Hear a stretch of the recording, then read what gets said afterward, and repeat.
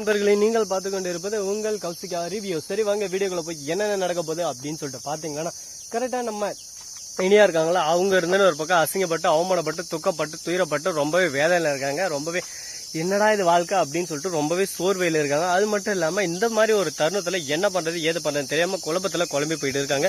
சரி ஓகே, வாழ்க்கையில எவ்வளவோ நடந்துருச்சு, இதுக்கு மேல எதுவும் நடக்காம நாம தான் பாத்துக்கணும், அதுக்கு ஒரு படிக்கட்டா நாம தான் எடுத்து வைக்கணும் அப்படின்னு சொல்லிட்டு ஒரு மனுஷன் அவங்களுக்குள்ளவே அவங்க தேத்திக்கிறாங்க. சரி இப்படியெல்லாம் ஒரு பக்கம் போயின்னு இருக்கா, மறுபக்கம் என்ன நடக்குதுன்னு சொல்லிட்டு பாத்தீங்கன்னா, கரெக்டா நம்ம விக்ரம் இருக்காருல்ல, அவரு இருந்துன்னு போயிட்டு எப்படியாவது அக்யூஸ்டா காப்பாத்தணும்னு சொல்லிட்டு ரொம்பவே முயற்சி பண்ணாரு. ஆனா காப்பாற்ற முடியல.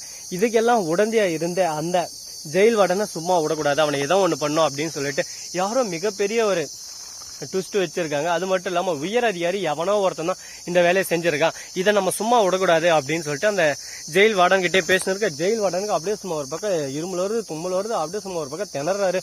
ஓஹோ, நாம தான்றத கண்டுபிடிச்சிட்டாங்களோ, இதுக்கு மேல இங்கே இருந்தா நம்ம மாட்டிப்போம், இதுக்கு ஏதான ஒரு வழி பண்ணணும் அப்படின்னு சொல்லிட்டு யோசிக்க ஆரம்பிக்கிறாங்க.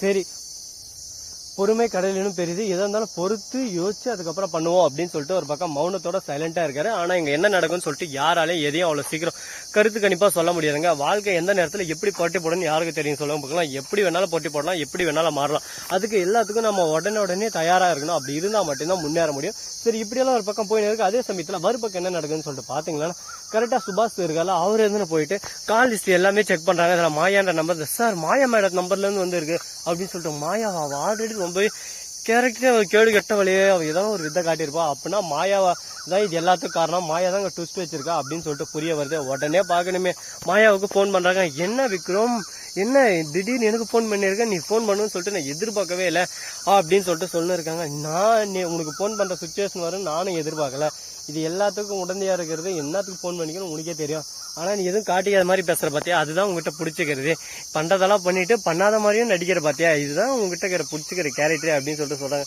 என்ன விக்ரம் என்ன பேசுறீங்க, எனக்கு ஒண்ணுமே சத்தியமா புரியல, எதா இருந்தாலும் தெளிவா எனக்கு புரியுற மாதிரி பேசுங்கன்னு சொல்லிட்டு சொல்ல. ஓ அப்படியா, சரி ஓகே, உனக்கு மாயாண்டின்னு ஒரு மாயாண்டியா தெரியுமா அப்படின்னு சொல்லிட்டு கேக்குறாங்க. என்னது மாயாண்டியா, அது யாரு, எனக்கு அப்படி யாருமே தெரியாதே அப்படின்னு சொல்லிட்டு சொல்ல. உடனே ஓஹோன்னா உனக்கு தெரியாதா, மாயாண்டி யாருன்னு சொல்லிட்டு உனக்கு தெரியும், மாயாண்டி எதனால நீ கொலை பண்ணன்ற விஷயம் எனக்கு இன்னும் தெரியல, அதுக்கு எல்லாமே உடந்தையா இருந்து அந்த ஜெயில் வார்டனுக்கான அவன் உண்மையை ஒத்துக்கிட்டான், இதுக்கு மேல உன்னால தப்பிக்க முடியாது. ஆமாடா, நான் என்ன பண்ண, உன்னால என்னடா பண்ண முடியும், இல்ல உன்னால என்ன பண்ண முடியும், ஆப்ஷன் நீ ஒரு போலீஸ் ஆபீசரா, நான் யாரும் தெரியல, செல்வாக்கெல்லாம் எவ்வளவு உயர்ந்தவன் தெரியல, மவனை போயிட்டே இருப்பேன் அப்படின்னு சொல்லிட்டு ரொம்பவே தினாட்டெல்லாம் திமிரா பேசினிருக்காங்க. இதை கேட்டதும் சரி ஓகே, இதுக்கப்புறம் நாம தான் ஏதாவது ஒண்ணு பண்ணி ஆகணும், இப்படியே நான் போனா வாழ்க்கையில எதுவுமே பண்ண முடியாது அப்படின்னு சொல்லிட்டு ஒரு சுச்சுவேஷனுக்கு வந்துடுறாங்க. சரி ஓகே, என்ன பண்ணலாம் ஏது பண்ணலாம் அப்படின்னு சொல்லிட்டு யோசிச்சுன்னு இருக்காங்க தீவிரமா. ஆனா என்ன பண்ணுவாங்க ஏது பண்ணுவாங்கன்னு சொல்லிட்டு யாருக்குமே தெரியாதுங்க. பண்ண வேண்டிய நேரத்துல எல்லாமே பக்காவா பண்ண போறாங்க.